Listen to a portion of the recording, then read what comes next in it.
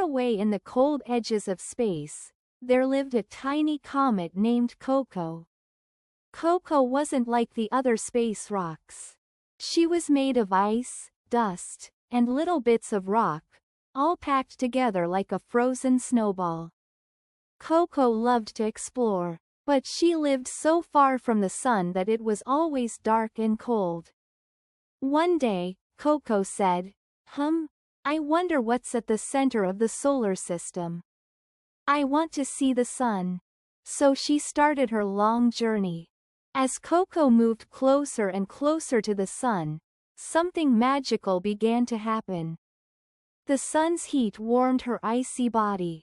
The ice on Coco slowly turned into gas, and a beautiful glowing tail formed behind her.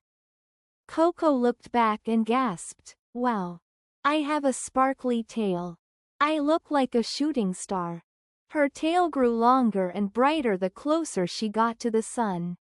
People on Earth looked up and said, "Look! A comet is passing by." Coco felt proud. "Now everyone can see me." After circling around the sun, Coco began to travel back to the cold, dark edges of.